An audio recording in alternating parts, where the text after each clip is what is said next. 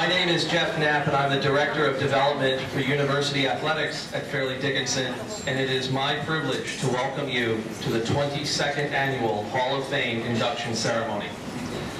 Today, we gather to recognize the achievements and lasting contributions of 7 individuals and 1 team whose commitment to excellence, dedication, and uncompromising work ethic built the rich traditions upon which Devils Athletics stands today.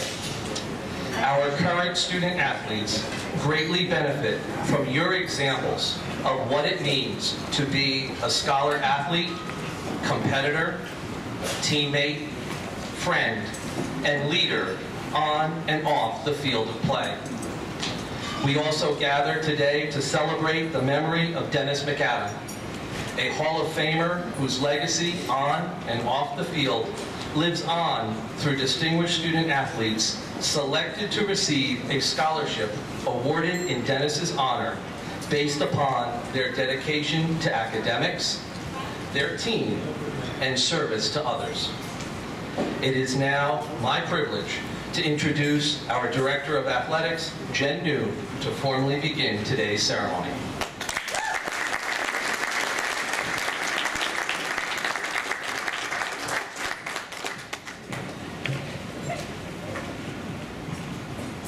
Thank you, Jeff. Good afternoon, and welcome to the 2018 Division III Athletics Hall of Fame induction ceremony. I am Jen Noon, Director of Athletics, and it is a pleasure and privilege to stand before all of you. It is a very exciting time at Fairleigh Dickinson University, especially within the athletic department. We are at the forefront of facilities upgrades with an athletic master plan that is currently in the approval phase. Our fall sports teams are off to a great start, and we recently hired a new head baseball, men's basketball, and women's basketball coach. The heat is rising for Devils Athletics. For this day, we celebrate the legacy of athletics at Fairleigh Dickinson University and those individuals that have left their mark and made history at the university. Every year, we honor those that have achieved a great success both inside and outside of the classroom. And most importantly, our men and women for and with others in everything they do. At this time, I would like to introduce the Hall of Fame Committee. This group put a lot of extra time and effort in selecting our honorees today. For those in attendance, please stand to be recognized. Co-chairs, former Director of Athletics, Bill Klicka and Roger Kindle.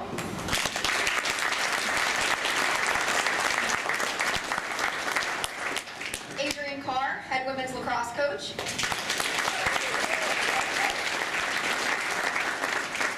Sports Information Director, Patrick Duffy.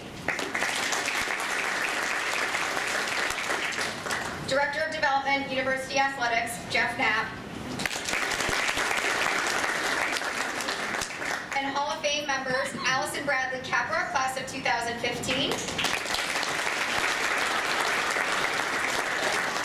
And Lindsay Speck, class of 2013. Thank you. I would also like to thank some key people in making this a wonderful event. Our Administrative Assistant, Terry Van Auken. Members of our Student Athlete Advisory Committee that welcomed you as you checked in.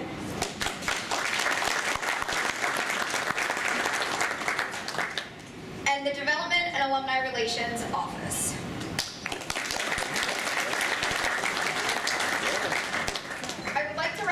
Those Hall of Fame members that are in attendance to support their former teammates and friends that are not on the Hall of Fame committee. Please stand to be recognized. From the class of 2017, women's lacrosse player Lora Gambardello.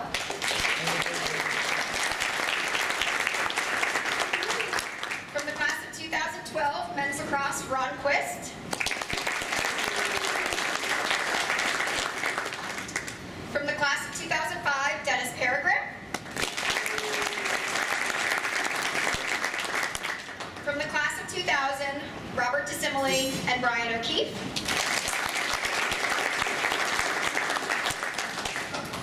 The class of 1998, Mitch Baumeister.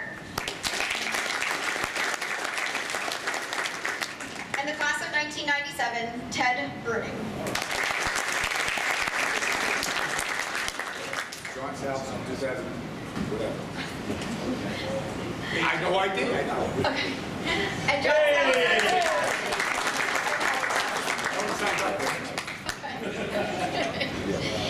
You're an exclusive group of people, and I'm excited to welcome our 5 newest members of our Hall of Fame. John Chambers, John Drinkard, Lora Fink, McInaw, and Michelle Olas, as they join you in becoming a part of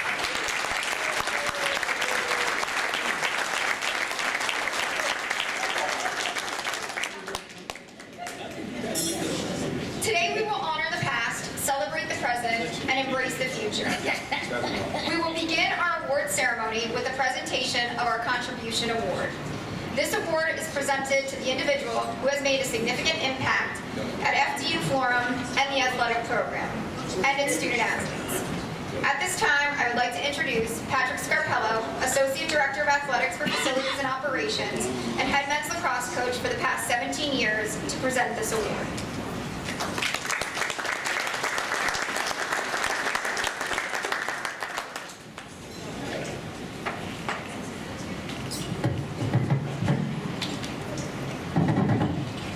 Thank you, Jen.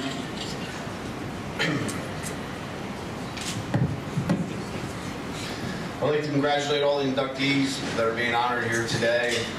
It is a testament to all of your hard work and dedication to your sport and dedication to the university that brings you here today. We all appreciate what you have done for the university. I'm here to present the Contribution Award. The Contribution Award is meant to honor someone who may not have played for the university, but through their role contributed to the university's athletics programs in a way that impacted the sport, the program, and the players.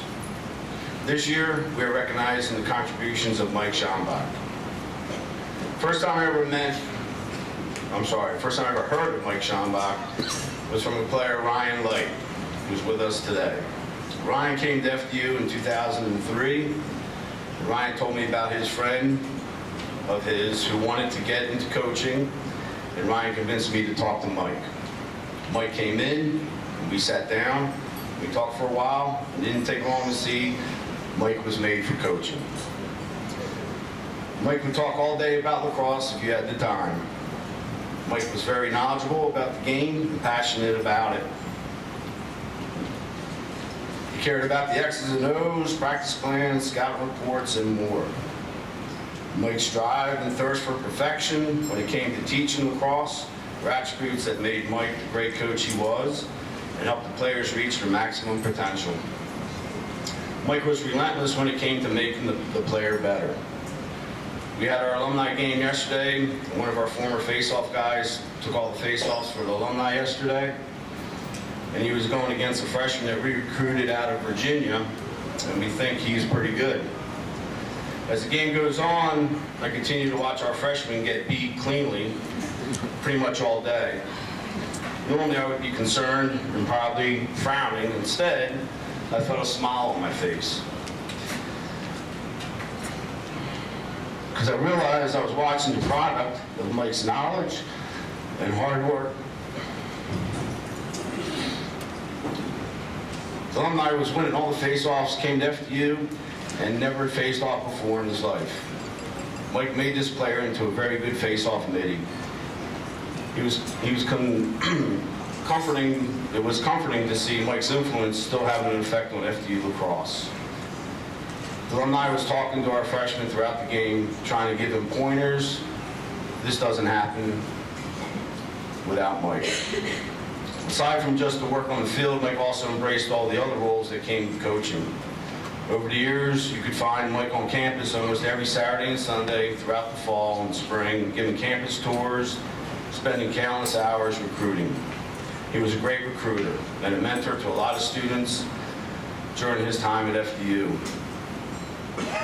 Most of those students that Mike helped mentor became lifelong friends of his. Mike pushed the players, and they could not stand it, but not one of them would tell you now that they are not grateful that he did. During his first 3 years of his coaching here at FDU, Mike was working in Manville, also coaching other sports at the high school level to allow him to spend more time with our team. And thanks to Mitch Baumeister, Mike got a position in the alumni office where he worked. For 3 years while at FDU, Mike was an integral part of reconnecting our alumni from 4 different decades. Mike's charisma made it easy for all the alumni and alumnae to become involved with the university. Mike organized numerous events that brought a lot of alumni back to FDU and helped the recent alumni engage after graduation. Mike made it fun to come to work, and his contribution to both the lacrosse program and alumni office was absolutely significant. Despite his stage 4 colon cancer diagnosis just 1 week before he passed away, Mike attended the FDU golf outing and was swinging clubs and socializing with fellow alum and players alike. Mike was always part of FDU, even after he left to take the head coaching position at DeSales. I'm extremely lucky that I got to tell Mike how much I appreciated him and how much he made me a better coach, and how his contribution to the program helped us get back on the map. I got to spend a lot of time with Mike on the road at conventions and traveling to scout new teams and players. And I got to meet Lindsay, Mike's wife, Cameron, Mike's 4-year-old son, and his newest daughter, 4-month-old Chloe. Not to mention Phil and the Schambach clan. As I met each one of the Schambachs, it became very clear why Mike was such a loving, kind, compassionate, amazing human being. Thank you, Mike Schambach, for everything. Lindsay, would you please come up, accept the award?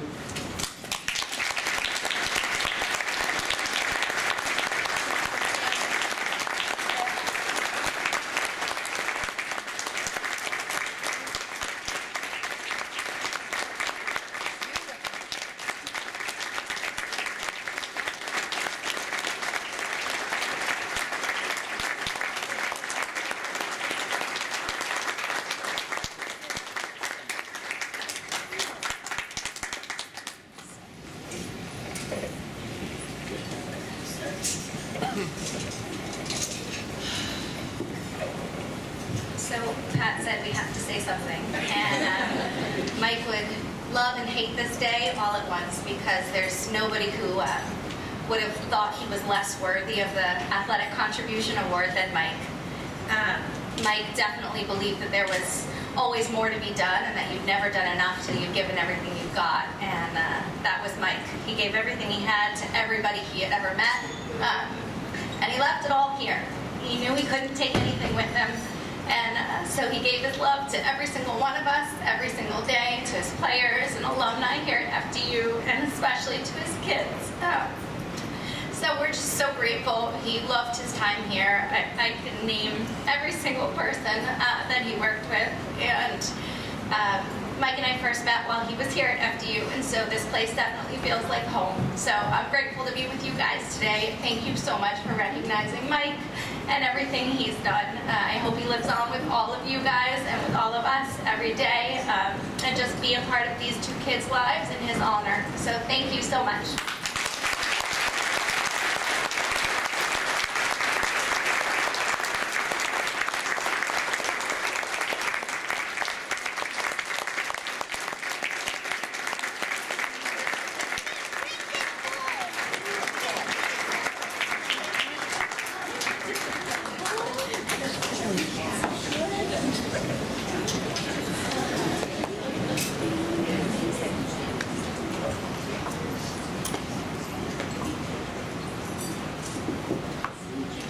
Thank you, Lindsay, members of the Schambach family, and Mike's friends and former players for celebrating Mike's lasting impact not only on the men's lacrosse program, but also Devils athletics.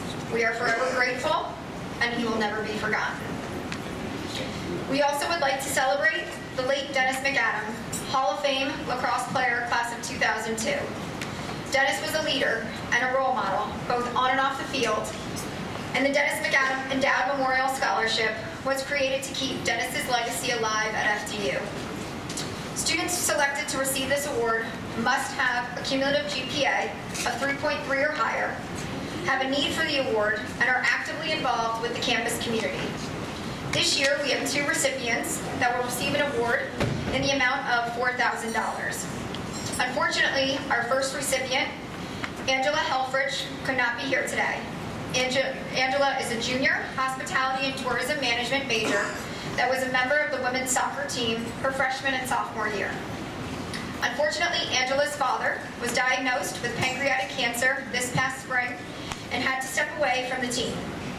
Angela assists with the care of her father during intensive chemotherapy treatments, all while balancing a full load of classes.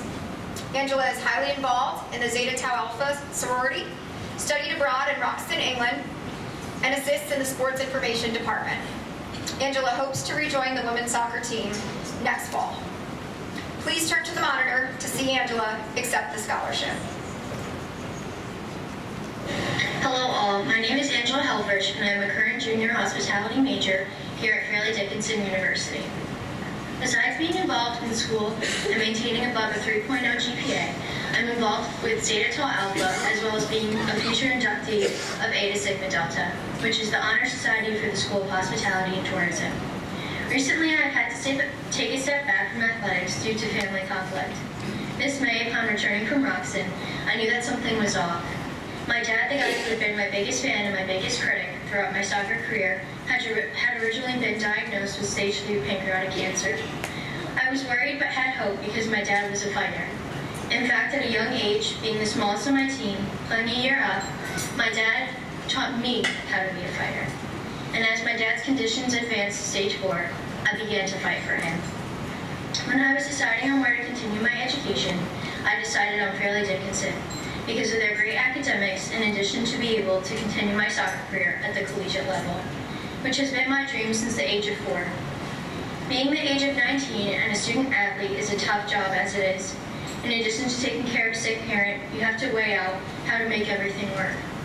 It's unfortunate that due to my dad's illness, I've had to take a step back from the athletics, and it was not an easy decision, but it was one I had to make in order to be there for my family.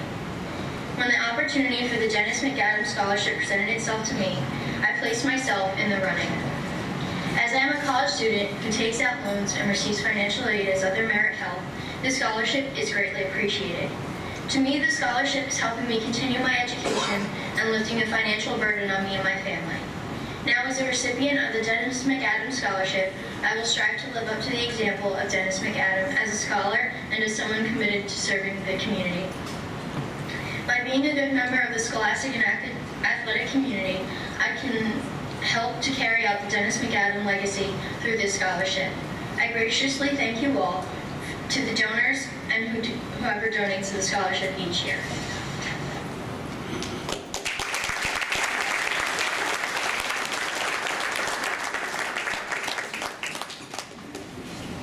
Our second recipient, Eric Ray, is a senior on the men's basketball team. Eric holds a cumulative GPA of a 3.56, majoring in mathematics, and with minors in actuarial science and computer science. Eric is a member of the FDU's math competition team and the Student Athlete Advisory Committee. Eric is involved in various community service organizations on campus and in his hometown, Manahawkin, New Jersey. Eric will be graduating in May, however, will be continuing his studies when he attends graduate school. Please help me congratulating Eric Ray.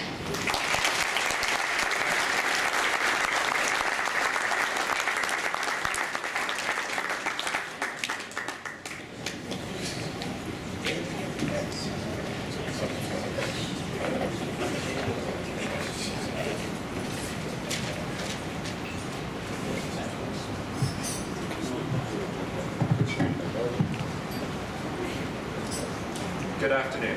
My name is Eric Ray, and I'm a senior on the men's basketball team. I'm currently studying mathematics with a minor in computer science. I'd first like to start by congratulating all of the 2018 Athletic Hall of Fame inductees and everyone else being recognized today.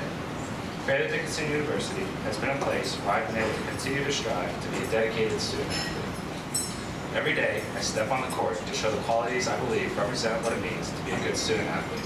Hard work, a good teammate, a leader, trustworthy, and dependable. know a lot of people here today know what it is like to have to wake up early in the morning for practice, go to class all day, and then somehow figure out how and when to juggle sleep, homework, and social life and fun. Doing all that takes time to adjust to once going to college, but I'm sure most of you will agree when I say being a collegiate athlete is an experience like no other. Most people are not fortunate enough to understand why we are crazy enough to wake up at 6 in the morning for practice, but none of us would have it any other way. Being chosen as a recipient of the Dennis McInaw Scholarship has given me the opportunity to reflect on how much it means to have continued my basketball career in college. In my final collegiate season playing basketball, I want more than ever to prove the qualities I believe represents what it means to be a student athlete at Fairleigh Dickinson University. It is an honor to be associated with Dennis McInaw and everything that he stood for. It means so much to me to be recognized for the same qualities that I hold true to myself: commitment to academics, dedication to my teammates, and service to others. This scholarship will allow me to focus on my academics and athletics more than ever. I'd like to thank Mrs. McAdam, Mr. Koenig, and Dennis's teammates, friends, and family members who generously support this scholarship, and the members of the selection committee for their time and consideration of my candidacy for the scholarship. I'd like to thank all my coaches throughout the years and the hundreds of teammates who have pushed me to always be my best and play my hardest. I'd like to thank my parents for driving me to every practice and game, paying for any equipment, and most importantly, their unconditional love and support. I will do everything possible to make sure that all these efforts and sacrifices do not go to a waste. Once again, thank you for this opportunity.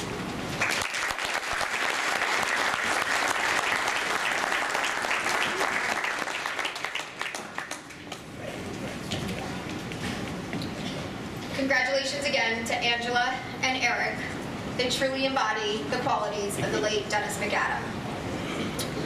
A member of the class of 1989, Brian O'Keefe was inducted into the Devils Hall of Fame in 2000. Last year, Brian's athletic accomplishments as a member of the Devils men's lacrosse team were recognized by the Middle Atlantic Conference with induction into the conference's Hall of Fame. To introduce Brian and to present his award, I would like to introduce 1988 graduate and former men's lacrosse player, Pat Mahoney.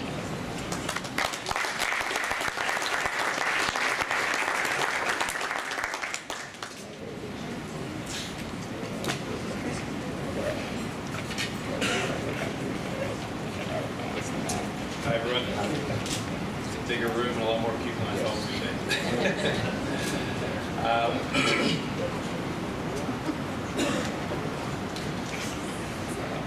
I met Brian first or second day of freshman year on the intramural fields where Coach Gill had left the goal waiting for the players to arrive.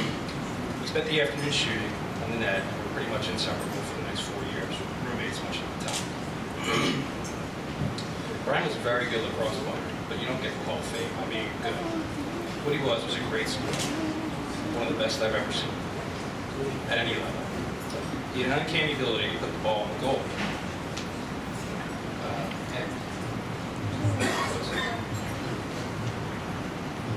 Am I too close? Sorry.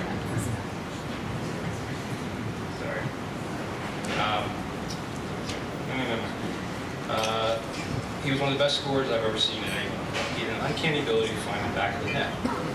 Bad angle, double teamed, too far out. A lot of those moments where you said, no, no, no, yes, what a great shot.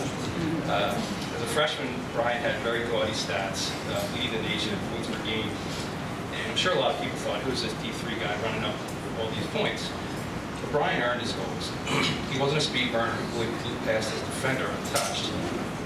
He was up close and personal, often backing his man down to the goal, absorbing hard checks, and finishing close to the goal. And this was when putting a guy on his butt after scoring was totally acceptable. I was encouraged. Called it making him pay for it back then. The bruises and lumps all over in his body were epic, but it was just the cost of doing business.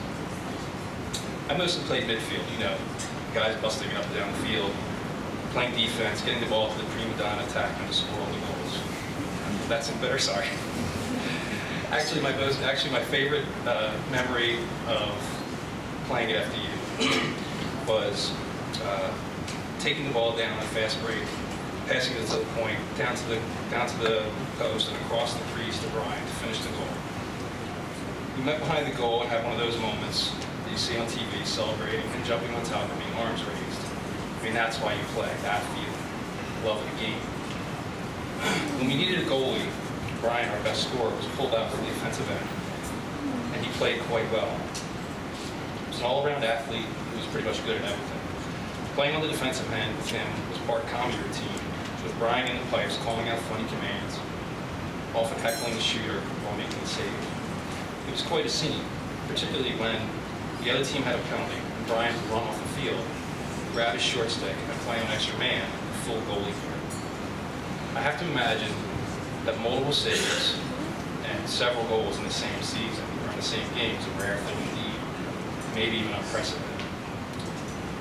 I'm sure it was hard for him to make that switch, but he knew without a good goalie he would be in big trouble. And he did it without complaint. He did it for the team. We were a tight crew back then and had tons of fun.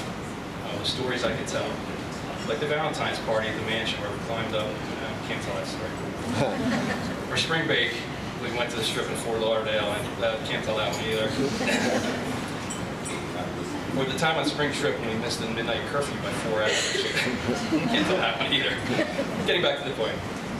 Post FDU, Brian played several seasons of pro indoor lacrosse, proving what most of us knew, that he could play at any level. Over the years, we also played in a bunch of tournaments together. One year showed up at Lake Placid with a bunch of guys that I didn't know until I heard their names. I knew them from seeing them on TV. Guys from Maryland, Cornell, Syracuse, and here we were, 2 guys from FDU. And I thought, I'm way out of my league. Well, Brian was not. But more important than what he did on the field, Brian's paid forward, volunteering untold hours coaching kids how to play, starting his home team youth program, starting an indoor youth box lacrosse program, coaching at his high school, his Syosset Braves High School, and coaching multiple elite youth lacrosse teams, even after his own son had aged out of the program. Growing the sport, passion for the game, passing on the love of the game. In a lacrosse only type twist of fate, his son Mac, who was excelling at Penn State, also led the nation in scoring much of his freshman year, also breaking Penn State's scoring record. Obviously, Brian passed on his love of the game and his skills to his son. That mid-1980s team was a very tight crew, almost like our own fraternity, and we remained so 30 years on. I love him like a brother, and I'm honored to be part of his induction.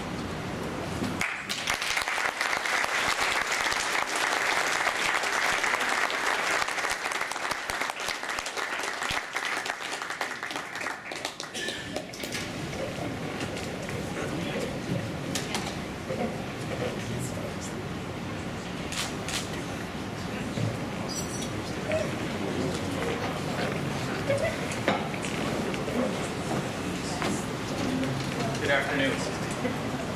First, I'd like to say congratulations to all the inductees and award recipients in the Hall of Fame. Athletic Director Noon, Coach Carpello, athletic faculty, family, friends, and guests. I'm extremely honored to be up here receiving this award. That was much more glowing of my time here than I expected. Thank you very much for that, Pat. It's always a pleasure to get back to FDU, a place that is very important to me, a place where a lot of good things happen for me, and I'm just excited to get up. I didn't realize how close it is, but I live on Long Island. If you try to get here, sometimes at the wrong hour, it takes 3 or 4 hours. So some people may know that. But that being said, the MAC conference, when we played there, was very difficult. We were a very good team, like Pat said. But we would always run into a Franklin and Marshall, the top 3 ranked team in the country, and it was pretty difficult to get past them. But extremely proud of the efforts that everyone gave there. With wins over teams like Gettysburg, Lafayette, Drexel during our tenure, I'm very, very proud of all the guys I played with and coaches. As all who've played this game before, lacrosse is a team game, you know. And any one player's success is attributed in part to the hard work of others. In my case, and more specifically, position on the field, it was quite a few people. I was often the finishing end of some extremely hardworking, selfless athletes at FDU, and simply put, it would be impossible for me to be receiving this award without their contributions. I just came from my son's alumni weekend recently, and the theme of their entire program or team is teammates for life. And one of the few times you can pull a kid aside during that and tell them that, well, there's a lot of truth to that. And you'll realize it someday when you're done here. So as of now, I'm getting ready to head down on a fishing trip with a bunch of these guys next month. And Jeff Eischen will be there, 287 career points and the leader in FDU history. Hugh McDonald, two-time All-American here and perhaps the most gifted natural player in FDU history. Bob Sable, 231 points. Dan Tepper, 172 points. Two intensely competitive and talented attackmen who welcomed me here as a freshman. Made the transition from high school very easy. The whole goalie thing, by the way, just kind of that stuff doesn't really happen anymore. But I probably had an opportunity to continue to play offense after having some good success. But we had as a small Division III school, we had someone not return for the spring, and I'll land the plane quick. My high school coach became my college coach here, so I played goalie for him in high school. So he just said, "Hey, you want to play goalie?" And quick answer is yes, I guess. But so I just wanted to play. I wouldn't play it anywhere. We formed a very nice unit here with some other very close friends who'll be on this trip too: Larry Lynch, John Root, Anthony Zarrell, Pat Mahoney, and a bunch more. I thank you for your friendship, being great teammates and friends to this day. I would also like to thank my coach, Tom Gill. Took a chance on a few players he coached in high school previous year before coming to FDU. He set a pretty high standard for responsibility on the field.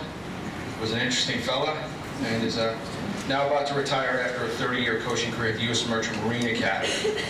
A bunch of us had little direction where to go after high school, and Coach Gill recruiting us here was one of the best things that ever happened to me as a young man. I would like to thank my wife, Lynanne, and my family, my kids, Delaney and Mac, who, we've been on this journey playing lacrosse and coaching lacrosse since the day I walked out of here. It's been quite a run, and I'm very proud to say that I'm a former FDU lacrosse player. And that's it, Coach Pat. Best of luck this season this year, and we'll be rooting for your success all the way. Thank you so much.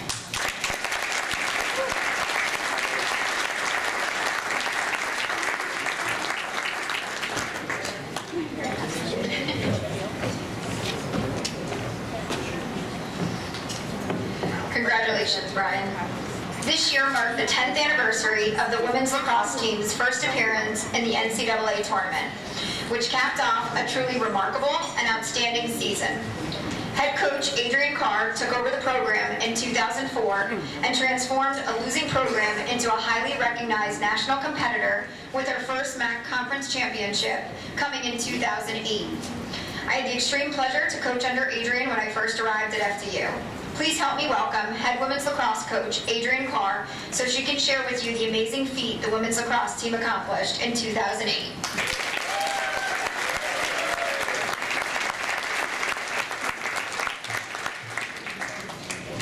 Hi everyone, good afternoon.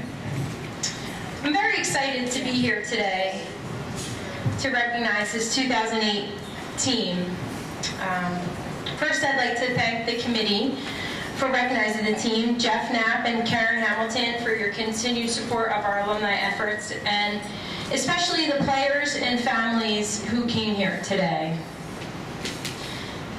Thank you to Debbie Hillman and Erin Riley for your efforts in making this alumni weekend so successful. And thank you to Laura Gambardello for helping to make this venue so nice for today as well. Thanks, Laura. The 2008 women's lacrosse team had a tremendous impact on the women's lacrosse program, the FDU athletic department as a whole, and me personally and professionally. They created an excitement on campus and in the athletic department. Faculty and staff on campus started to take notice of the women's lacrosse program. Support from members of the department, including Jim Henry, Steph Salzma, and coaches like Mike Schambach, was invaluable. It was invaluable. It was fun. It was a fun time. The team was the first women's lacrosse team to win a MAC title and advance to the NCAA tournament, and the only team to win a MAC title when the MAC was one conference. So now it's divided into two conferences, the Freedom and the Commonwealth. Back then, it was one big conference. And this, on the 10-year anniversary of the team, is incredibly significant. The team laid the groundwork for the successful teams that came after them. They quite literally built this program. The successes of the present could not have been possible without the efforts of this group of women. The senior class of 2008 was my first recruiting class. I was a young 22-year-old coach, 23-year-old coach when I recruited them with very little guidance. I knew I wanted to win, and I was joined by players that wanted to experience everything about Fairleigh Dickinson University and a successful college lacrosse program. The group came to a program that had one win in 2003, and then we were 5-11 in 2004. So they took a chance on us. We worked our way through the wins and losses, going 6-10, 12-5, 10-9, and then finally in 2008 we were 16-3. They were definitely fun to watch. They were good. A little out of their minds. A lot out of their minds. In the very best way. They wanted to be the best, and they were. Players like Debbie Hillman and Erica Sensback battled through injury and continuously put the team ahead of themselves. The record book has members of the 2008 team all over it. FDU career goals are led by Amanda Wade with 267. Third on career goals is Laura Gambardella, who was also on the team, with 188. That is significant that two of the top three career goal record holders are on the same team in the same year. If teams tried to shut down Amanda and Laura, threats like Lindsay Speck and Erin Riley would make them pay. Christine Dunn was solid in the net. We could talk about this team's accolades and talent for hours, but what truly made them special was their personality and dedication to the program. They were up at 5:30 every morning, 5 a.m. if they were in the breakfast club. I think the breakfast club was named after Erin Riley. Although, if my memory serves me correct, she got out of some trouble by jumping out of a window, right, to get away? Yeah, I'm not sure. But this group was special for a lot of reasons. We had our ups and downs. I pushed them, they pushed me. They made me a better coach, and they became better players. We all became better people. I wouldn't trade any of it for the world. We became a family that to this day still supports each other. And Brian mentioned in his speech about teammates for life, and that's exactly what this group of ladies are. They're teammates for life. We figured it out.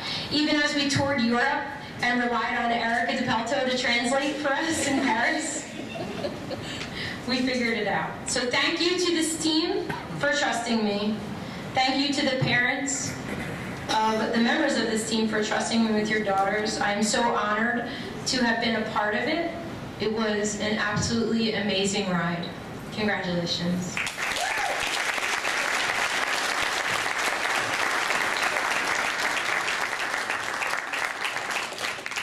Will the members please come up and accept your award?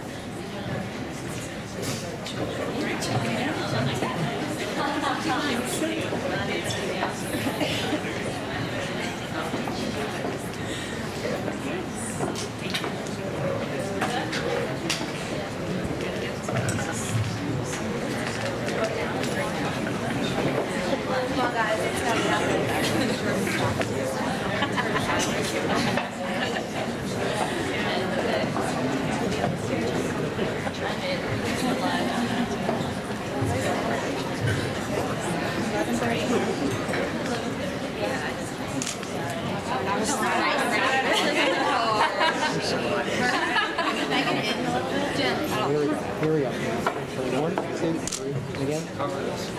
Hold on. Thanks, Pat. Here we go. Ready, 1, 2, 3. Good. Thanks, Pat.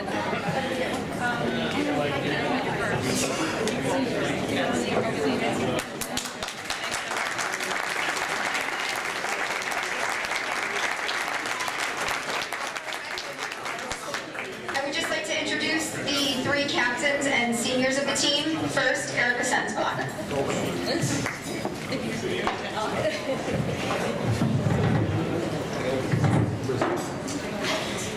Good afternoon. I'm Erica Sensbach, and I was a senior on the 2008 women's lacrosse team. I played 4 years under Coach Booth, now known as Coach Carr, and had the opportunity to be part of the exponential growth of the women's lacrosse program here at FDU. It was a very unique experience, and I am truly thankful for. I have been on many teams throughout my life, but never as interesting as this one. You learn very early on that if your teammate got in trouble by the school, you were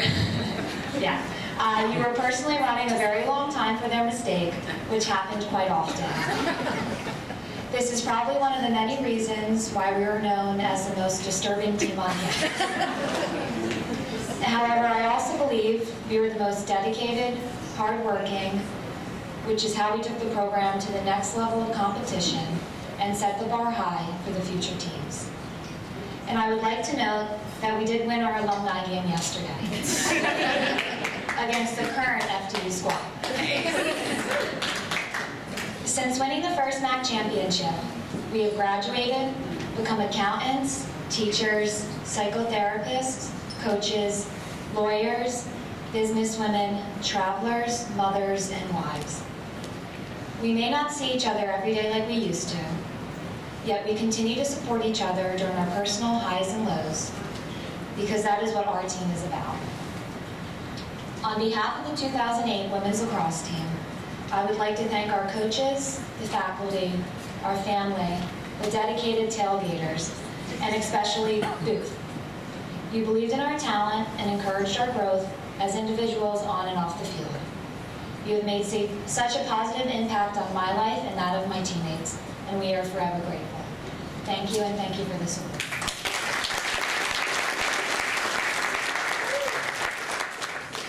It is an honor to be up here to talk about the special 2008 women's team. My name is Debbie Hillman.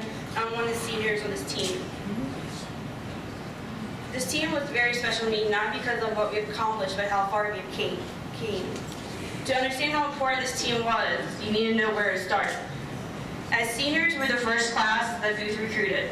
And while she only recruited one true lacrosse player, the 3 others were dual athletes in field hockey. And since Coach Booth was the assistant coach of field hockey, we really couldn't say no. And while that was one of the best decisions I've ever made, we were 5-11, and we all started because we had no subs. Fast forward 4 years later, we were 6-3, 8-0 in the conference, and MAC champs and NCAA bound. We were the best team on campus and the best in school history. The only true stat I could find was out of the 8 female lacrosse players in the Hall of Fame, 4 were on this team. 5, if we count our grad coach, Alex Bradley. If you asked what our secret was, well, that was kind of hard. We were all a little crazy, some others than others, but we became a family, and we were there for each other. There are things that we remember and things that we don't. We were the crazy team that always partied, and the people didn't know how to react to that sometimes. But what could they say? We were the best. We were up at practice before most alarms were going off. We finished our daily runs of the meat grinder, the heart attacks, or just the 110s before they were awake. There was one day that we switched with the men's lacrosse team, and one of the guys came up to me and said, "How do you do this every day?" Me? How do you do this 3 p.m.?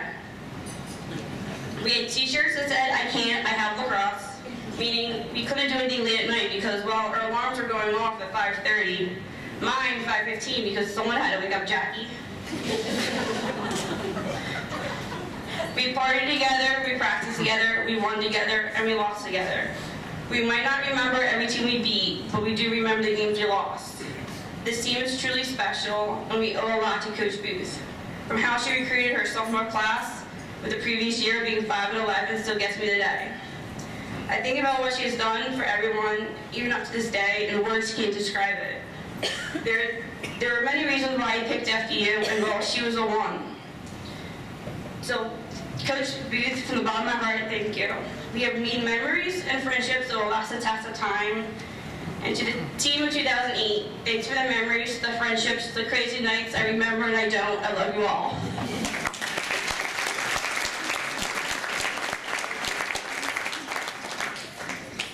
Hi, my name is Lindsay Speck, and I'm the last of the seniors from this year. Short and sweet, guys, I promise.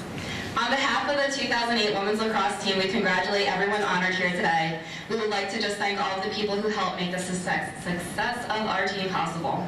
From the daily visits to the trainers or to having our uniforms washed for each game, the friends and family in the stands, the administration for their continued support, and most of all, our coaches and the hard work and countless hours they spent preparing us for each game, and the hours they must have spent shaking their heads at the sometimes crazy group of individuals we all were. We couldn't have made it to the NCAAs or MAC championships without each and every one of you. Most of all, I would like to thank the team. Every single one of you girls out there, the ones who aren't here tonight, helped make us the first women's lacrosse team to qualify for the NCAAs and win the MAC champions. Playing with each of you on the field were some of the best times I've had in college and maybe the most memorable experiences in life, and I am proud and honored to have been a part of it with you. Congratulations.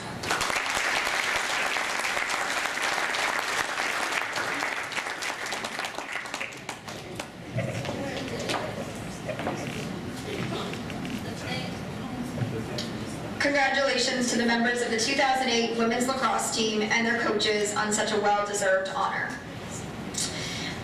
At this time, we are going to alter the schedule.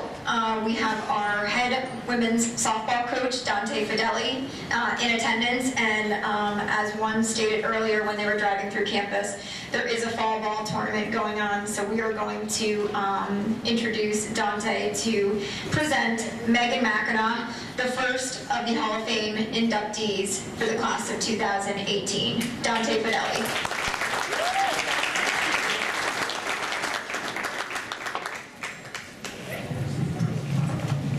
I appreciate you moving the schedule for me.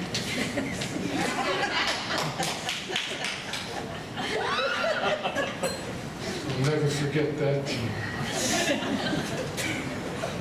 Welcome everyone today. It is my pleasure to introduce to you the first inductee of this program into the FDU Athletics Hall of Fame today. This young woman was a member of Devils softball and joined us in 2009. She began her assault on opponents from the time the umpire yelled play ball the first game. In her first season, Meg McInaw batted .364, second on the team, while adding 9 wins as a pitcher.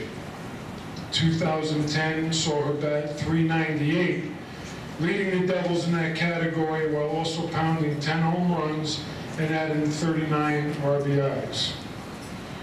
Those also led the squad. She tallied 7 wins that year. That was an off year for us as a team. Meg was honored by being named to the first team All-Freedom Conference as well as All-ECAC. 2011, she batted .340, which was 3rd highest on the team, again adding 10 wins as our #1 pitcher and an ERA of 1.89. Those stats earned her Freedom Conference Pitcher of the Year as a junior, and first-time honors as well, and again, for the 2nd season in a row, All-ECAC. 2012, her final season, she batted .354 for 3rd on the team, and once again was named All-Conference First Team for the 3rd consecutive year, as well as ECAC. She was a 2-time academic All-American, which requires a minimum GPA of 3.5, and career stats in our record book is littered with the name McInaw. 4th all-time in home runs, 3rd all-time in doubles, 2nd all-time in RBIs, stolen bases, oh, that's a typo. The pitching stats read as follows: 5th all-time in wins, 4th all-time in strikeouts, and 3rd all-time in both innings pitched and appearances. We didn't always hit it off just right, but we managed to live together, and a lot of good things happened because of the way she took charge on the field. Now, believe it or not, Meg is in her 6th year as a 5th grade math teacher. Those poor kids. That's in the Somerset Hills School District. So we'll be looking for them in about 6 years and see what she turns out. She's one of 2 teaching math and focus and is in her 2nd year as a grade level team leader at the middle school.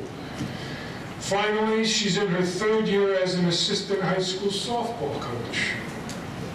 So how does it feel to be a coach and not the player? What's it like being on the other side now? But I have to tell you that coaching Meg McInaw made me a better coach. She prepared me for anything. And I mean that in a good way. I'm being serious now. A lot of things have happened that happened through those years, and now I know what to do because I had to deal with Meg McInaw, and I also had a pitcher like Meg McInaw. Folks, it is with the uttermost pleasure that I introduce Meg McInaw as the newest inductee into our athletics.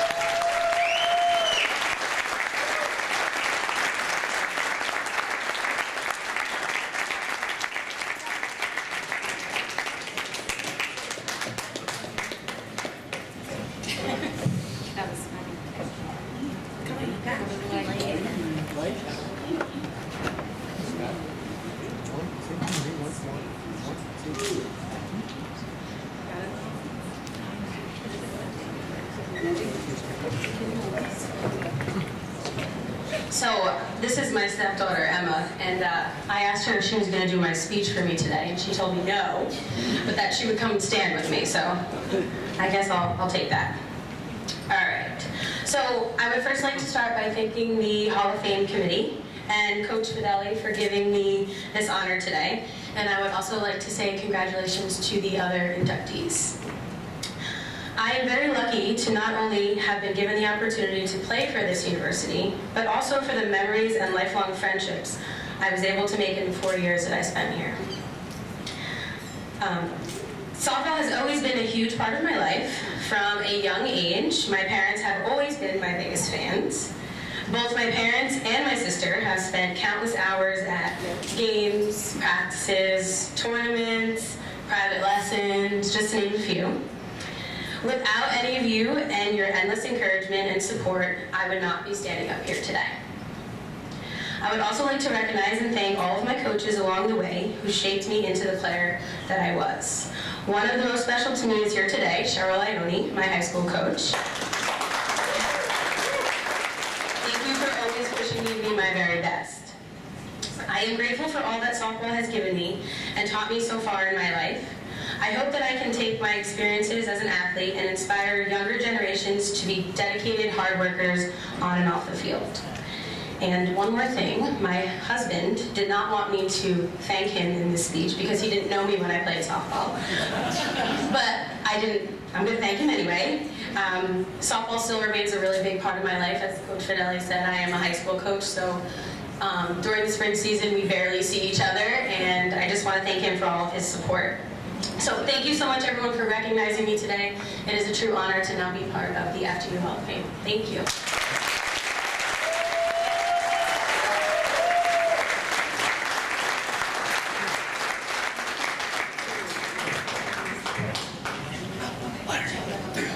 Congratulations, Megan. At this time, lunch is now served, so I invite you to enjoy lunch and each other's company and conversation. We will start with the far left table, and we will work our way across. Thank you. Good afternoon, ladies and gentlemen, once again. We would like to continue with our Hall of Fame induction ceremony. I hope everyone enjoyed lunch and the opportunity to reconnect and reminisce. We'll now continue with our Hall of Fame induction ceremony. to introduce the next member of the Hall of Fame class of 2018, John Chambers. Please welcome former Director of Athletics and former head football coach, Bill Klicka.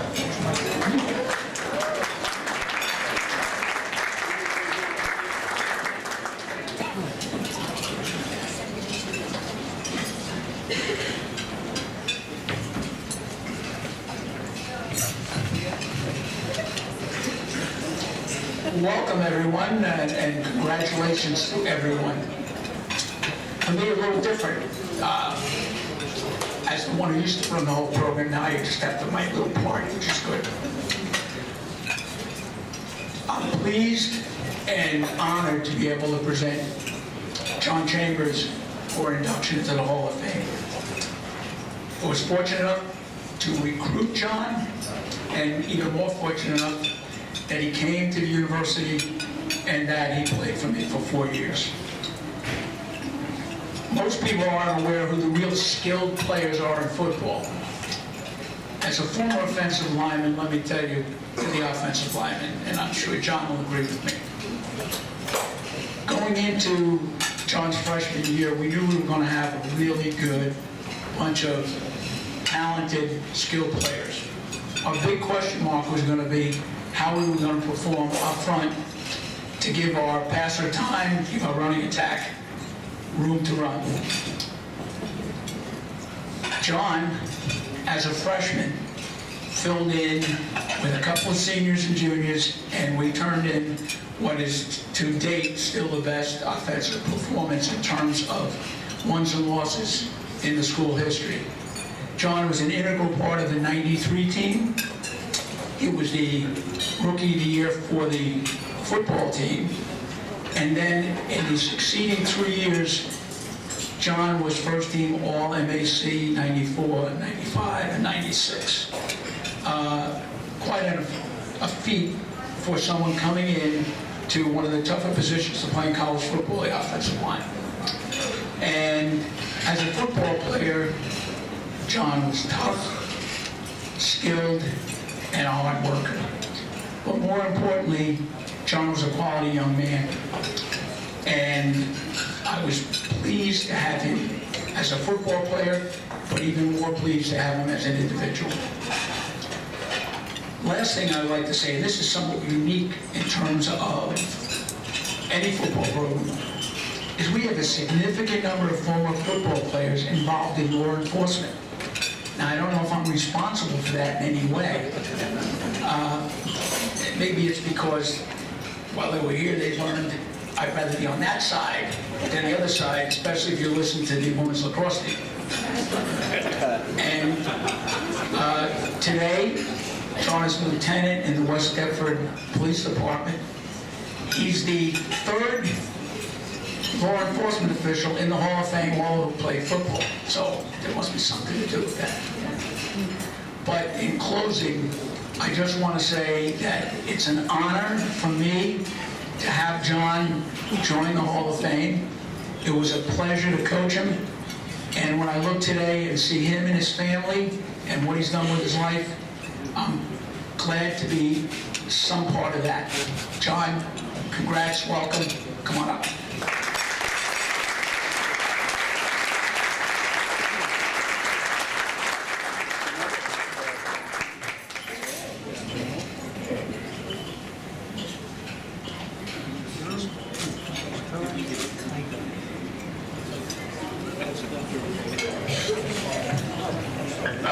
Thank you, Coach Klicka, for the kind words.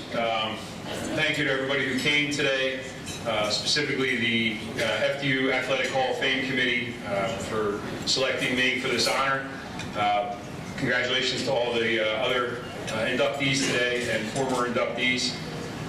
Typically, as an offensive lineman, we're not used to being recognized. The only time that we're usually recognized is shortly after that 50-yard run that the running back breaks, or that pass downfield that everybody's celebrating. And as the O-lineman, you're standing there looking at the yellow flag just laying next to you, knowing that in about 30 seconds, everybody's going to realize you got snagged for holding, and all that celebration is over, and it's all coming back. So this is a pleasant change in being recognized. I honestly believe that in any great journey or any great success, it's who you surround yourself with. I've been fortunate, I didn't think I was going to get choked up, but I've been fortunate to be surrounded by a lot of great people. First and foremost, my coaches, Coach Klicka, specifically Coach Hendricks, Mike Hendricks, who was my offensive line coach in the football world. The men that I stepped on the field with, some of which are here tonight. Pat Conway, my best friend, godfather to some of my kids, high school. We roomed together for 4 years in college. I don't think we've ever had an argument. So it tells you, the relationship that we had. He was a nose tackle. Mike Lapido flew in from San Diego to be here today. Great honor. Robbie Lewis, I'll mention you in a second. The brotherhood and the relationships that you grow on the field are timeless. And I was very fortunate. My family, my mom, strongest person I ever met. Single mother, worked 2 jobs, gave me the opportunity to be up here, to go to a private high school that I wanted to be at, to make it through college, and to have this success. My Uncle Ray, who's also over there, was my father, basically, and got me to this point. My beautiful wife, Devin, Fairleigh Dickinson sweethearts, and Coach Klicka said that's a theme. We met here, actually went to the same high school. I always joke that she chased me to FDU. I don't know if that's actually true, but it's a good story. But we did meet here, and she was there for my playing days. She's given me 3 beautiful children. Morgan Mason and my little guy on the electronics, Bryce, over there. My world is their sports now.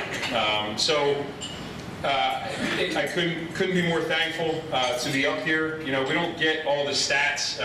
We don't have the touchdowns and the yards and all that stuff. But as O-lineman, I think one of the biggest things that you develop is to revel in other people's success. Robbie Lewis was my running back. Stellar, racked up yards, touchdowns, tough as can be. When he broke a 40-yard run for a touchdown, we felt as though that was ours. Up front. We called ourselves the chain gang. The O-lineman, that was ours. When Vic Mancato and Jake Duran, Hall of Famers were going, Schneider and Plefka, all these big guys that racked up tons of statistics, we felt as though they were ours up front. And not maybe in the record books, but when you're recognized for something like this, it makes it all worth it. So I really, really appreciate it. I, again, thank everybody who played a part in this, and I hope everybody has a great day. Thank you.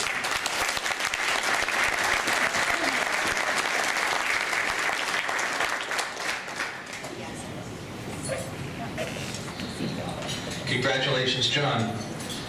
To introduce the next member of the Hall of Fame class of 2018, John Drinkard, please welcome Mitch Baumeister, class of 1966, Hall of Fame class of 1998. How long did you be? A half hour? John, you deserve more than a half hour. Let me just say, to start out, I'm going to ask for a point of personal privilege, simply because I want to give, as old-timers, I want to give you young athletes a little perspective as to where the program has been and how it all started. But first, it's a pleasure and an honor, John, that you asked me to be here today. Thank you. Number 2, for all you honorees out there, I know it's been said 100 times, but congratulations, you all deserved it. And to the families who supported you, and the friends who supported you, the teammates who supported you, and the ADs, of which we've only had now. Jen, it was Bobby Shields, Klicka, Roger, and now you. And we haven't had many ADs. We wish you nothing but the best of luck for the next 40 years, because that's how long they serve. And for the coaches, the teachers. The coaches are really, in a sense, mentors. Congratulations to all of you for fostering wonderful young men and women into bringing us here today. And that's what I think is the point of the whole thing. Is, John, it's not about the statistics, as you just said. It's really about the family of FDU athletics, where people care about each other as coaches, as teammates, in teaching people values. Because as Bob Shields used to say to us back in the 1800s when we played lacrosse together, as Bob Shields used to say, the playing field is nothing more than a microcosm of life. You have ups, you have downs, you have disappointments, you win, you lose, you have tragedy, you have happiness and success. It's how you meet each of those things on the playing field with your teammates that will make you the man and the woman you will be to face challenges in life. And that's the point of why we're all here today. FDU is a family, athletics are a family affair. And that brings us to Johnny Drinkard. I want you to understand where we started. And don't gasp when I say the years. 55 years ago, Bob Shields arrived at FDU Madison. He was the athletic director who would line the field, mow the grass, dig the drainage trench, go to make sure the kids weren't getting too drunk on a Friday night, be a hall monitor, make sure you get your meal money, and make sure, most importantly, when you left the diner that you actually paid and didn't go out the bathroom window. That's the way things were in the 60s. We had very few rules, and we were pretty much a wide open group of young men back then, John, as you will remember. So John arrived in the early 60s, and I will tell you a little bit about the history. Bob loved, he had coached at Boys Latin in Baltimore, then he'd come to New Jersey and he started the first high school lacrosse team at Hanover Park. Then he got the job at FDU, and Shieldsy said, I want to start a lacrosse program. Back then we had 3 sports in 1963. Lacrosse in the spring, basketball in the winter, and soccer in the fall. And then slowly he would add a sport over the years. When John arrived on campus and decided he was recruited by a couple of our teammates, because he looked athletic, to play lacrosse, the first team in 63 went 0-6. The second lacrosse team in history went 0-8, and the third team went 3-10. And John, I think that was the first team you were on, right? The 3-10, or was it the 0-8? It would have been the second year. Second year, exactly. Now, Bob Shields was coaching, and this is where we come to people like John Drinkard. We didn't have recruits. The first time 100% of the kids saw a lacrosse game, Johnny Drinkard in particular, was when he played in it. He never saw a lacrosse stick before Shields handed it to him. And it was a question, was this a snowshoe, a tennis racket, what is it? And those were the teams. And then suddenly, in 1966, my last year, we got some of the great lacrosse players seated at the table here, the old-timers, who actually played lacrosse. I mean, I mentioned them by names, but we'll be here for a while. But Dennis Peregrine and Ted Brunning and Bruce Kunzman and Ronnie Quist and John Salvation. And I'll never forget this like it was yesterday. Johnny Drinkard was the kind of individual that was what we call in sports the go-to person. You know John had your back. You know John worked incredibly hard. You know John developed his skills. You know when the pressure was on and someone had to have the ball to accomplish something, John was the person that you gave it to. And John also was the face-off person who taught himself how to get the ball, and we all know possession is 9/10 of the game. Now, Johnny Drinkard, under pressure situations, and I'll give you an example. The first 3 seasons, we were the laughing stock of the lacrosse world.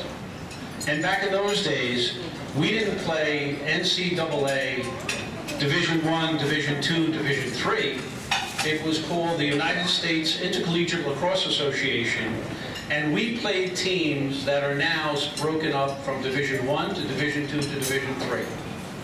So Johnny Drinkard played in an era when it was wide open. Not Division III teams, not Division, but everybody. And we would play teams in the Lydecker division, where for the last 2 years, before 1966, Tommy Postel had led the nation in scoring. And so this is Johnny Drinkard coming into the National Lacrosse system, had never seen a lacrosse stick in his life. He was our lead face-off guy, and I don't mean specialist. Today, lacrosse, the specialist goes out, grabs the face-off, and heads to the sideline. Johnny would go out, face-off, play offense, turn the ball over if it did, go back to play defense, then go back and play offense, then go back and play defense, then go to the sideline. It was back and forth. And I will never forget one of the most vivid situations. We were playing for the team had been the laughingstock, and in John's junior year, 1966, we were playing at Delphi University, and everybody knows in the lacrosse world that lacrosse players were made either in Baltimore or in Long Island back then. And as a practical matter, Adelphi University had, like CW Post, 20 All-Americans, and they had literally laughed at us. And it all came down to a final game in the 1966 season, where the score was tied with less than a minute to go, and Adelphi was still laughing at us. And we called a timeout, and Shieldsy said, we need this face-off. If they get the face-off and go down and score, it's done. John said, give me the ball, coach. I will get out there on the face-off. I will get that face-off, and we will win this game. I'll never forget that. Sure enough, we went out, less than a minute to go. John went out in the face-off circle, beat the guy, got the ball, brought it downfield, scored the goal, and for the first time we launched the FDU lacrosse team, and we were the Lydecker Division champions in the USILA with teams from Division 1, 2, and 3 schools. We were no longer the laughingstock. John was named All-American that year. He was the next year co-captain of his team in '67, where he again won the Lydecker Division Championship with some great lacrosse players like, let him rest in peace, Joey Delacourt and others.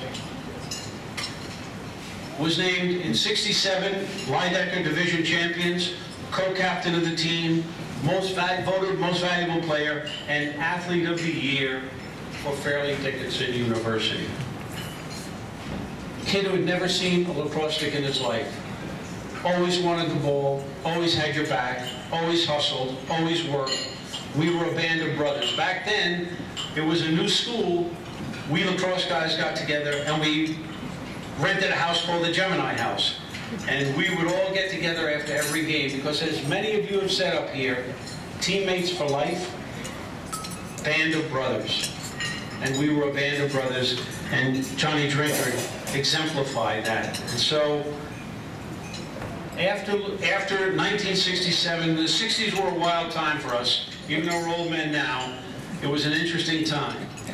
Johnny Drinkard left FDU, graduating in 1967, and like many of us, was swept up in the Vietnam War. John went on to become enlisted in the Marines. He became a Marine helicopter pilot, and he was up in Quang Tri Province, which is up in I Corps. And many of the guys sitting at the table today are all Vietnam vets, because back then that was the responsible thing. John went on to become a commissioned officer flying helicopters for the Marines in Vietnam. After coming out of Vietnam, John went on to become a very successful individual in the corporate world with AT&T, startup corporations, and most importantly, got married and had 3 wonderful kids who support him, found wonderful friends. And to this day, he has gone on now and is still serving not just the university, his teammates, the military, our country. But John is still involved to this day with now presently conducting retreats, counseling for veterans who have come back from Iraq and Afghanistan and are suffering from post-traumatic stress disorder. He's involved full-time in that, counseling and running retreats, as well as healing and conducting seminars for people who suffered trauma, and is working with them to involve them in healing. Johnny Drinkard is, like many of you out there, Johnny Drinkard is a special person. And all I can say is I've taken too much time to tell you about him, but I want you to know I wouldn't cut a second off. John, it is a privilege and an honor to call you my brother, my teammate, and to know that we, together, in the 60s, became a band of brothers that will always remember each other and always be there for each other. And I often would think to myself in Vietnam, if there's one guy I would want in my foxhole, you know what it was, John? It was you. So John, it is a great pleasure that I ask you to come up here and accept your induction into the Hall of Fame.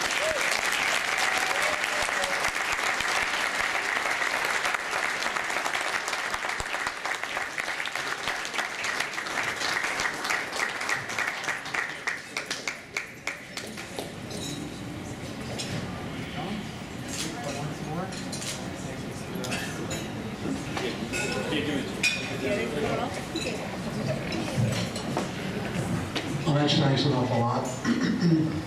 And I want to congratulate all the inductees. And I think this probably ranks as the highest honor that I've achieved in my life and my career. And I'm honored to have some of my former teammates here, guys that I ran on the same midfield with, guys that I played with. And as Mitch said, it is truly a band of brothers. We did live in extraordinary times back then. When Mitch's class, he was ahead of me. I was the second. That was the first year for lacrosse at Fairleigh Dickinson University. For me, I was in the second year, and it was really an extraordinary time. And I do have to mention Coach Bob Shields. You know, we were kind of like the co-creators of this whole thing. And Bob was really the midwife. You know, he midwifed us along in this whole thing. And like Mitch said, I'll never forget, I could always find Shields either out tending the lawn, watering the grass, or if I needed him for something, the coffee was always on. He was really kind of a surrogate father for me, because I lost my father when I was 13. But he'd also be in that little room underneath the pool, fiberglassing sticks or putting shot puts in the gut to make a pocket and that sort of thing. So I don't want to belabor this whole thing, but it's truly an honor to be here, and great to have my band of brothers. I mean, it's truly remarkable. And, you know, you just, you know, we can talk unashamedly these days about male bonding. Now, there was a time when we couldn't. And I got some other brothers out here. My friend Norman, who was a Korean vet, and my friend Carl, who was also a Vietnam vet. They're good friends of mine. We made a couple of movies about veterans issues. And of course, my family who were here. My youngest daughter had to leave for another engagement, and my partner Gail. So I'm not going to belabor this anymore, but thank you all very much. This is a great honor for me, and I'm privileged to be here.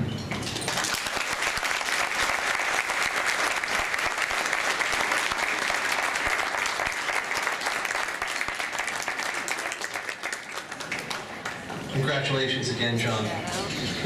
To introduce the next member of the Hall of Fame class of 2018, please welcome Associate Athletic Director and Head Women's Soccer Coach, Kristen Gianna.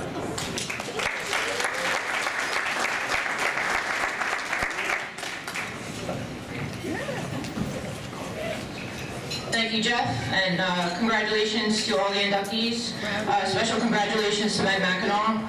I had the pleasure to coach Meg her freshman year, so congratulations to you, well deserved. So Lora Fink, when people say the name Lora Fink, one immediately thinks playmaker, record holder, and competitor. To me, Lora is all of these things and more. She was a tremendous teammate, leader, captain, and friend. As I stand here today, I'm reminded of the first phone call I made as head coach at FDU to congratulate my very first recruit who committed to our program in the winter of 2007. Never did I imagine I'd be standing here today inducting one of the finest players in FDU women's soccer history into the FDU Athletics Hall of Fame. Her record-holding statistics speaks volumes about an unbelievable player. First in single-season assists, first in single-season shot attempts, first in single-season shots on goal, first in career assists, and first in career shot attempts. So unbelievably dangerous with the ball at her feet, Lora's senior year, she helped captain the team to a first-place regular season finish, MAC championship game, and the program's first ever regional ranking. 2010 was impressive for Lora, as she garnered all conference accolades in all region for a second time and helped lead our squad to 15 wins, still to date the most in program history. Statistics aside, the most impressive quality that Lora brought to the team was her ability to make everyone around her better. She played the perfect pass, served the great corner, and knew how to read the game so well that other teams could not contain her. It was so pretty to watch her play the sport that she loved so very much.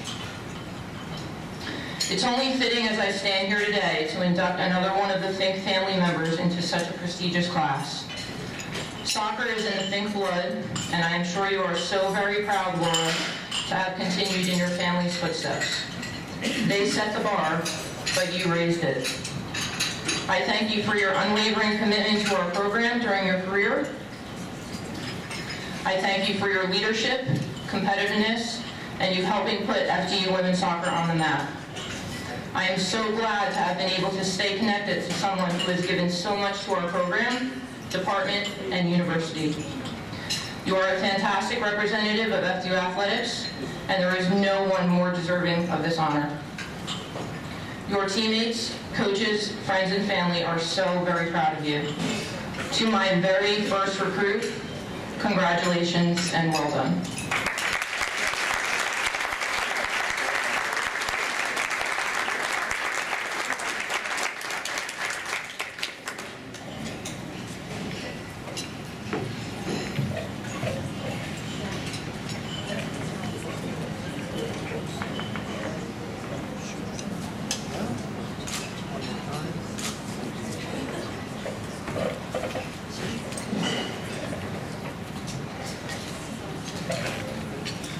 Thank you so much, especially to my friends and family who are here today, and thank you, Coach Giada. Funny to think about being her first recruit. I actually forgot about that. So it's an honor to be inducted into the FDU Hall of Fame. Again, thank you to my coach and to my teammates. I was lucky enough to have such a wonderful group of people to surround me during my 4 years. I had so much fun in the 2010 season that actually a couple hours after coming home, I realized I had forgotten to return my jersey and still had it on, so I had to, truly did not want it to end. I'd also like to thank my family. As Coach mentioned, I grew up in a soccer family. My dad has always been my biggest role model and influence, both on and off the field. Thank you to my parents, who may have missed one game in my 4 years, and to my brother for the endless games in the backyard to make me somewhat tougher over the years. And lastly, similar to Meg, I did not know my husband when I played soccer, but he did want me to thank him. So, thank you, Joe, for all your support. And I hope that now you do believe me that I was athletic back in the day. Congratulations to everyone, and thank you again.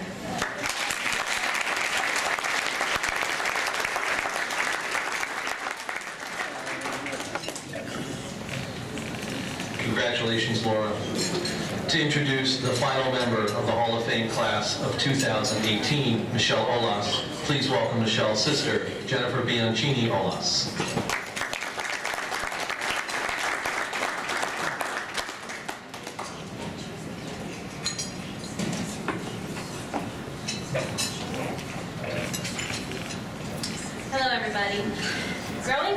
to complain about having a younger sister who used to do everything I did. But when she started, I'm gonna cry and just ignore it. But when she started playing tennis, it gave me someone to practice with and eventually compete against. We played together through high school, and then she attended FDU in 2000-2004. She had a double major in education and mathematics, and while maintaining a 4.0 average, she also played tennis and softball. I am a year older than she is, and naturally I taught her everything she knows about tennis. Which is why, during her freshman year, she was named FDU's Rookie of the Year, as well as the MAC Conference Rookie of the Year. In her sophomore year, she was awarded the Robert T. Shields Athlete of the Year, and her tennis team became the Freedom Conference champions. Michelle was also named to the first team of the Mid-Atlantic Conference and was also recognized by the conference for her academic achievements. She played first and second singles during these 2 years and ended up with a record of 26-5. We were having a heated discussion over dinner about one of those matches she beat me at my school. And Coach Keeler kept bringing it up and trying to figure out who was really better. So there's something about when the student surpasses the teacher right now. But during her senior year, she was named by the Association of Intercollegiate Athletes Women of the Year. Her team once again were conference champions, and she was recognized by the conference for her athletic and academic achievements. Her final record for 4 years was 35-19. This is a record that has not yet to be beaten. Upon graduation, she was also awarded an award for outstanding achievement in mathematics and started work on a master's degree at FDU as well. When she graduated, she started working as a middle school math teacher at David Brearley Middle and High School in Kenilworth. She immediately began excelling in this role as well and has been a peer tutor advisor, the John Hopkins program advisor, and then since one isn't enough, she had earned her second master's degree in teacher leadership. She was the school's JV softball coach for several years and has also been named Kenilworth Middle School Teacher of the Year. As you can tell, Michelle doesn't do anything simple or easy. She has to excel and do more. She's an awesome teacher, a super mom, and an amazing friend. It's with great pleasure that I introduce you to my sister, who not only deserves to be in the Hall of Fame for her athletic ability, but because of the person she is, Michelle.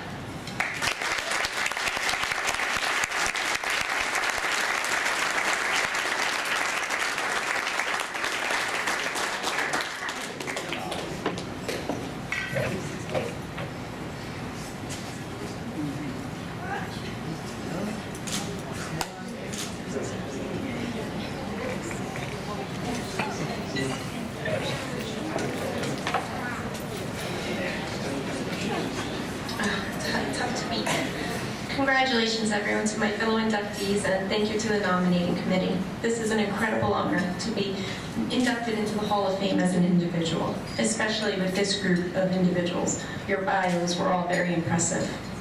I would like to start by thanking my family for coming, and to Coach Keeler Kroll for coming all the way from Florida. I have always been very fortunate to have the support of my family in everything I do, and I'm so happy to have them all here today. I couldn't imagine today without all of you. I spent my entire childhood devoted to athletics and academics, so it was only fitting to continue to play in college. I started playing before high school, as my sister said, just because she was. And then we would ride our bikes, so we would always go to practice at a field that was about a half mile from our house. And we would always just hit. And if I didn't hit exactly where my sister wanted me to, she would get mad at me. So you could always tell how our practice would end if we were riding our bikes home together or separated as we would ride. But if it wasn't for her, I probably wouldn't be here for today because she pushed me all the time. So for that, I'm forever grateful. I always looked forward to our matches when DeSales would play FDU so I could play against her again.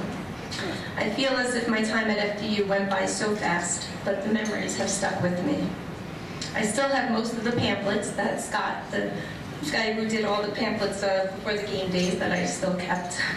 I loved every minute playing tennis, and there was always an adventure, especially with Coach Keeler Kroll.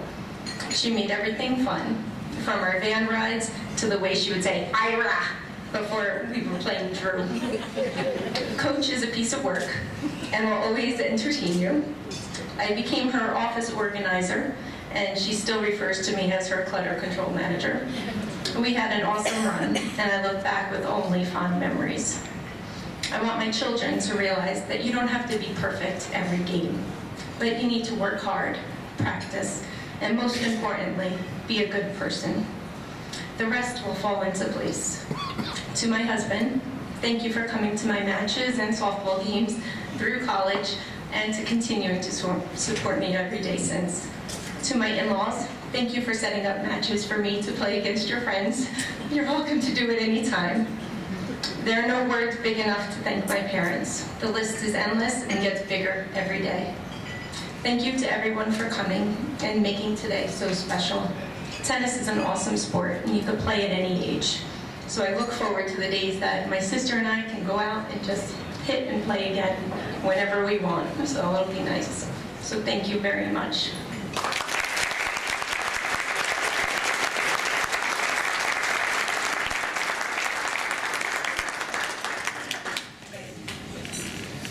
Congratulations, Michelle, and congratulations to our Hall of Fame inductees and special honorees this afternoon.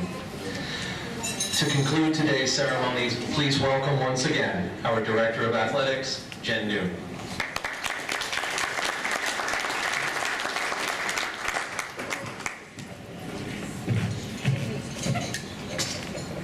Thank you, Jeff. Wow, what a special day. The amount of pride in this room is priceless, and I'm blessed to be a part of the Devil family. We just honored a significant contributor to the Devils Lacrosse and Alumni Relations family, 5 distinguished individuals in which their playing careers span over the past 50 years, the first women's lacrosse team to win a MAC championship and advance to the NCAA tournament, the 7th Middle-Atlantic Conference Hall of Fame inductee, and 2 Dennis McAdams Scholarship Award recipients. Will the honorees please stand one last time to be recognized?